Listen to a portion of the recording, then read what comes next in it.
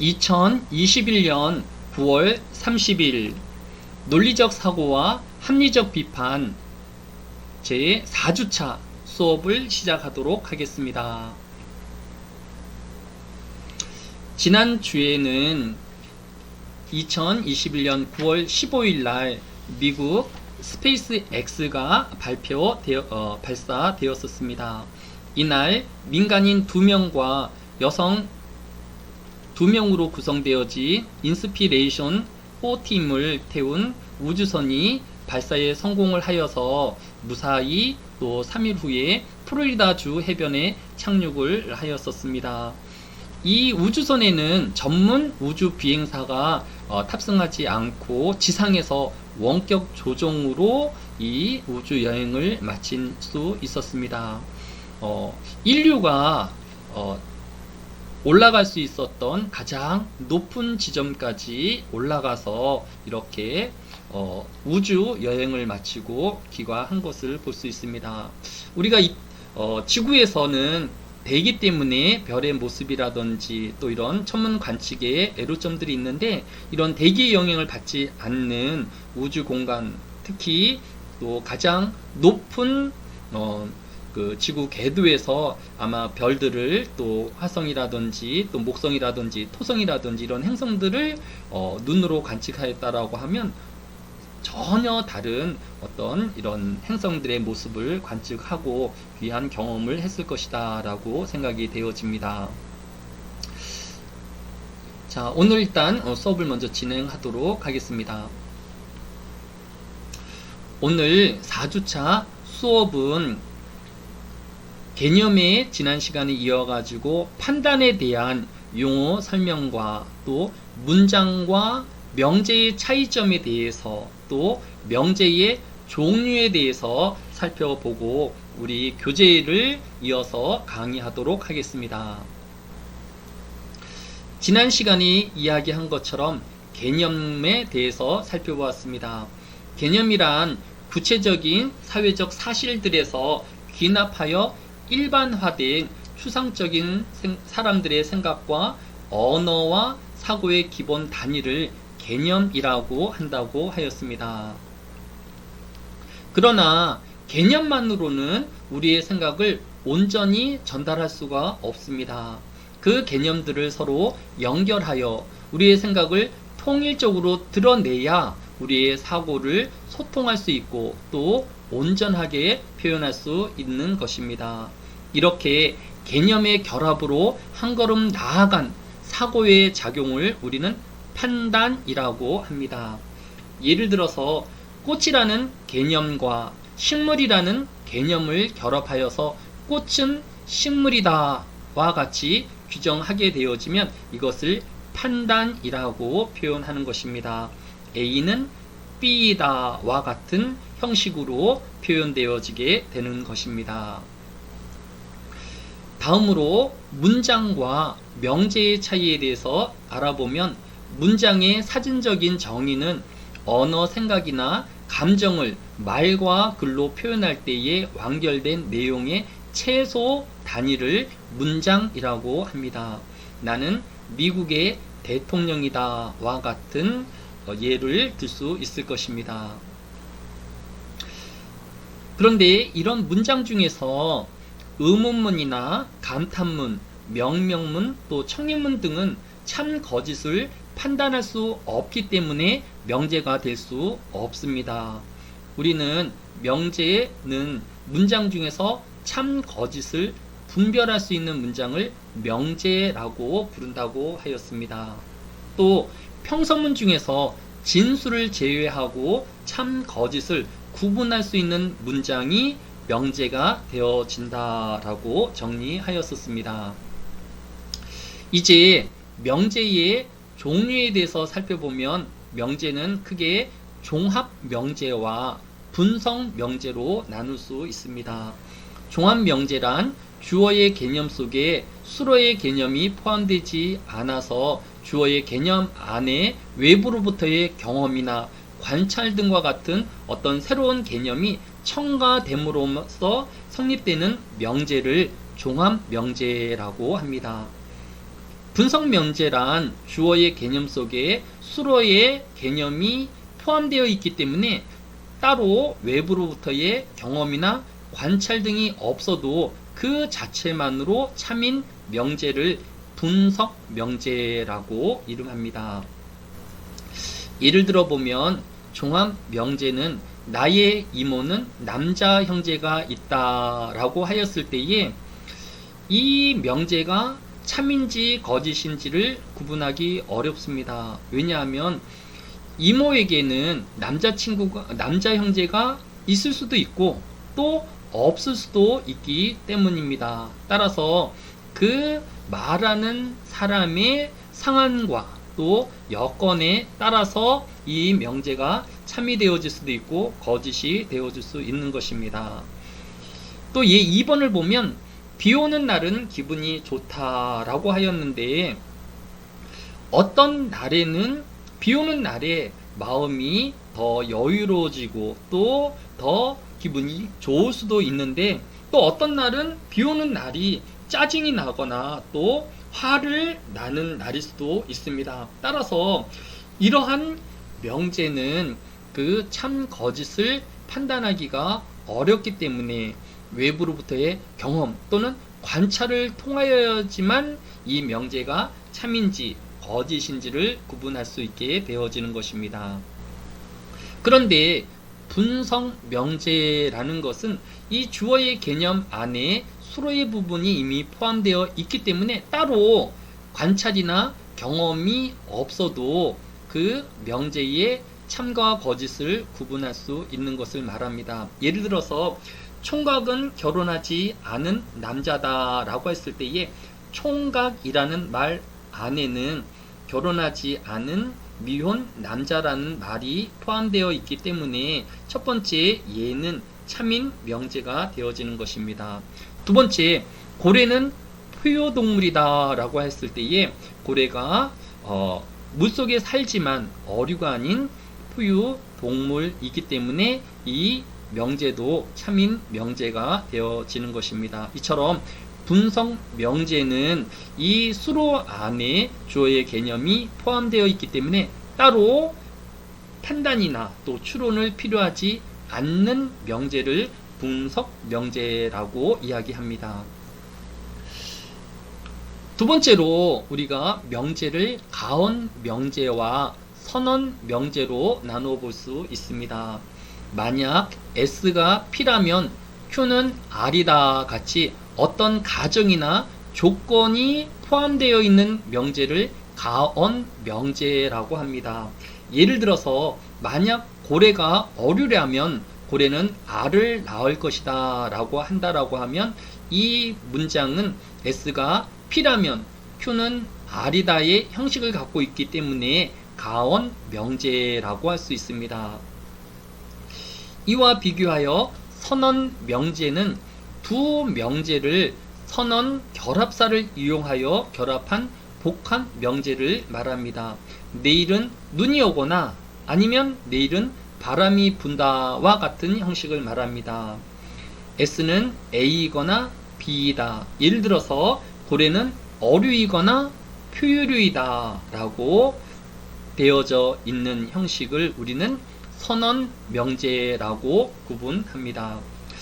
예를 들어 가지고 우리 가언 명제 중에서 A가 참여하면 C도 참여하고 B가 참여하면 D도 참여한다.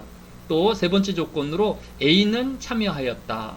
네 번째 조건으로 C가 참여하면 D는 불참이다 라고 하였을 때에 이 가언 명제에 따라 야유회에 참여하는 사람의 숫자는 몇 명일까요? 라고 하게 되어지면 먼저 3번의 조건에 따라서 A가 참여하였기 때문에 1명, 또 A가 참여하면 C도 참여한다라는 첫 번째 조건 때문에 A와 C 2명은 최소 포함하고 있는 것을 볼 수 있습니다. 그런데 네 번째 조건에서 C가 참여하면 D는 불참한다라고 하였습니다. 따라서 이 명제를 뒤집으면 이 두 번째의 조건을 대우를 보게 되어지면 B가 참여하면 D도 참여한다라고 되어 있는데 D가 참여하지 않으면 B가 참여하지 않는다라고 할 수 있기 때문에 C가 참여하면 D는 불참하기 때문에 C는 이미 참여했기 때문에 D는 불참할 것이고, 또 D가 불참했기 때문에 B도 불참하게 되어지기 때문에 이 B하고 D는 참여하지 않게 되어지는 것입니다. 따라서 정답은 A하고 C 두 명만 참여하게 되어지는 것입니다. 이제 교재 제3장 논증을 이해하기를 살펴보도록 하겠습니다. 우리 교재 53페이지 논증의 형식을 보게 되어지면 이유, 따라서 결론의 형식을 갖고 있는 것을 볼 수 있습니다. 예를 따라서 오존층 파괴는 구체적 문제이다. 따라서 구체적 합의를 통해서만 해결되어질 수 있다 라고 표현되는 것을 우리 논증의 예로 볼 수 있습니다.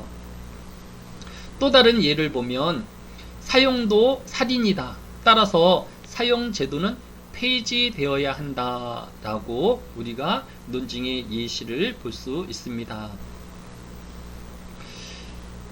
논증의 예시 보면 우리 교재 54페이지 이유를 나란히 제시하기가 있습니다. 이유 1, 이유 2, 이유 3 따라서 결론, 이렇게 논증의 형식이 존재할 수 있습니다. 예를 들어서 트루먼 독틀린은 적어도 두 가지 이유로 미국 역사의 전환점이었다. 첫째는 공산주의에 대한 미국의 두려움을 이용하여 냉전 정책을 썼으며, 트루먼은 독틀린을 사용해 유럽과 미국의 붕괴를 막기 위한 엄청난 원조 정책을 정당화했다라고 하였습니다. 이렇게 이유들을 반복하여서 결론을 내리는 것을 우리가 이 논증의 한 형식으로 볼 수 있습니다. 논증의 세 번째 형제는 우리 교재 55페이지 이유 1, 따라서 결론 1, 그러므로 결론 2의 형식을 갖는 표현입니다. 여기서 결론 1은 첫 번째 이유의 결론이기도 하지만 두 번째 결론의 이유로 작용하기도 합니다. 예를 들어서 유전자 변형 농작물은 더욱 강력한 제초제를 필요로 한다. 따라서 들의 풀씨들은 크게 줄게 될 것이고, 그러므로 겨울 동안 이런 풀씨를 먹고 사는 새도 줄게 된다라고 이야기했을 때에, 여기서 들의 풀씨가 크게 줄게 되는 것은 제초제에 많이 쓴 결론이기도 하지만, 또 이 겨울에 새들이 줄어드는 이유가 되어지기도 하는 것입니다. 이렇게 이유 1 따라서 결론 1, 그러므로 결론 2의 이런 논증의 형식을 많이 사용하는 것을 볼 수 있습니다. 우리가 지난 수업 시간에 논리적으로 말을 사용할 수 있는 방법 중에서 이런 논리적인 언어를 잘 사용하는 것과, 또 이런 논리적인 체계, 형식을 잘 사용하게 되어지면 우리의 표현을, 주장을 보다 논리적으로 사용할 수 있다라고 하였습니다. 이렇게 지시되어져 있는 유형들을 우리가 연습을 하고 또 습관화 되어지면 우리가 보다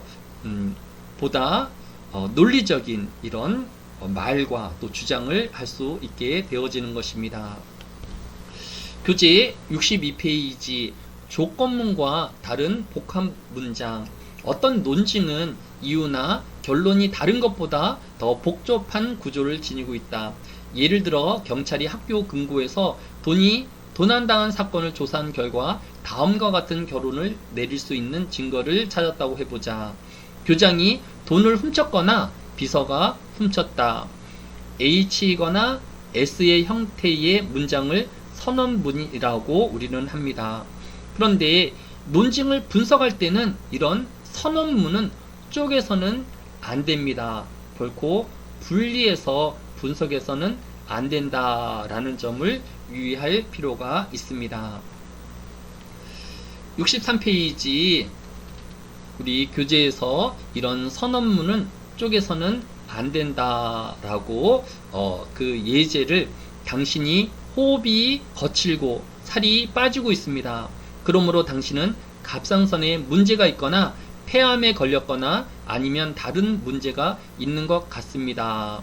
의사의 결론은 분명한 선언문입니다. 하기 때문에 이 선언문은 쪼개서 사용할 수 없습니다. 왜냐하면 이 사람에게 있어서 이 전체적인 결론에 해당되어지기 때문입니다.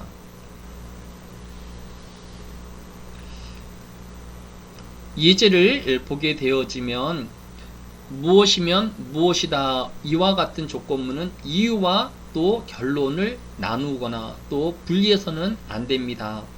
지구온난화가 진행되고 있다면 장기적으로는 극지방의 빙하는 꾸준히 줄어들게 될 것이다. 이것은 주장을 하고 있는 것이 아니라 둘 사이의 상관관계를 말하고 있기 때문에 이 결론을 분리해서 생각해서는 안 되는 것입니다. 교재의 63페이지 밑에서 세 번째 줄 다음 중 결론의 이유를 주장하는 논증은 어느 것일까요? 예제 보면 피고인의 살인사건이 일어난 날 밤 자신이 행적에 대해 거짓말을 하고 있다면 그 사람은 아마 유죄일 것이다. 예제 2 피고인은 살인사건이 일어난 날 밤 자신이 행적에 대해 거짓말을 하고 있다. 따라서 그 사람은 아마 유죄일 것이다. 이렇게 되었을 때에 결론의 이유를 주장하는 논증은 예 2번이 될 것입니다. 피고인은 살인사건이 일어날 밤 자신이 행적에 대해 거짓말을 하고 있다. 따라서 그 사람은 아마 유죄일 것이다. 라고 이 결론의 이유가 되어지는 것을 설명하고 있습니다. 여기서 우리 논증의 언어인 따라서 그러므로 이런 단어들을 유의해서 살펴볼 필요가 있는 것입니다. 교재 65페이지 첫 번째 줄에 보면 논증대 설명에 대해서 설명하고 있습니다. 논증을 제시할 때 쓰는 표현과 아주 비슷한 표현을 사용하여 설명을 제시하는 경우가 있습니다. 예를 들어서 지인은 그 남자에게 화가 났다. 왜냐하면 그 남자가 지인의 차를 들이받았기 때문이다. 이 글은 논증이라기보다 설명문입니다. 왜냐하면 결론을 설득하려는 것이 아니라 상황을 설명하는 문장이기 때문입니다. 65페이지 예 2번을 보면 온실가스 배출을 제한해야 한다. 왜냐하면 온실가스는 오존층을 파괴하기 때문이다. 이것은 이유와 결론으로 되어 있기 때문에 논증글로 보아야 합니다. 그러나 예 2번에 보면 지구의 운석이 떨어졌기 때문에 공룡은 멸종했다라고 했을 때에 이것은 공룡이 멸종한 것을 설명하는, 밝히려는 의도가 있기 때문에 이 문장은 설명문으로 보는 것이 보다 합당한 것입니다. 문장 화면이 어떻게 지금 보이고 있나요?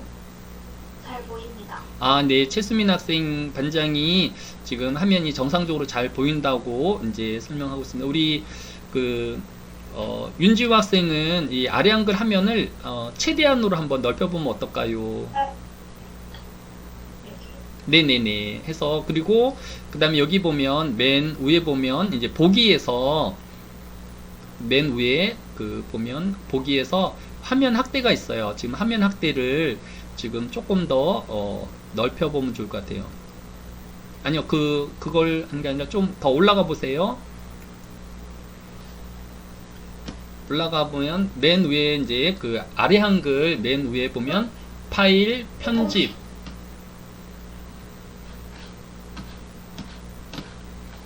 보기가 있는데 보기에 보면 화면 확대가 있어요. 그래서 화면 확대를 지금보다 뭐 조금 퍼센트를 125나 150 정도로 좀 높이면 좋을 것 같아요.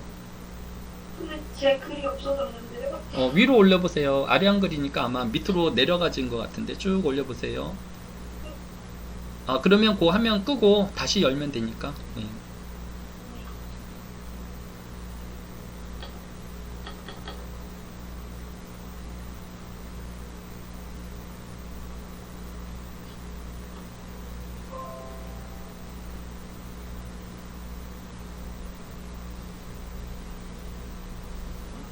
네. 보기에서 화면 확대로 해서 조금 다음 단계로 하나 더 올리면 네, 이제 지금 보기가 훨씬 편해진 것 같아요.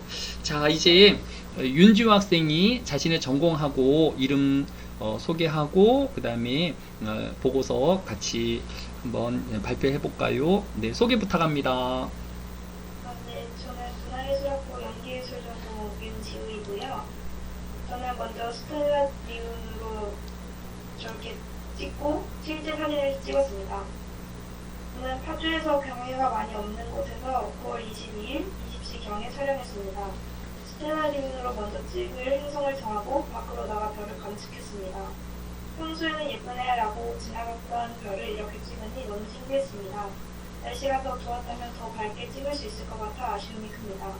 또 광해뿐만 아니라 높은 건물 때문에 시야가 가리는 경우도 있어 별을 잘 보기 위해 좋은 장소를 찾아야 했습니다. 달이 아닌 다른 행성도 카메라로 흡해서 찍을 수 있다는 게 신기했고 또 목성 옆에 토성도 있었지만 겉보기 등급으로 봤을 때 목성이 더 밝았던 것처럼 실제로 나가서 보니 정말 목성이 더 밝아서 신기하고 너무 재미있는 시간이었던 것 같습니다.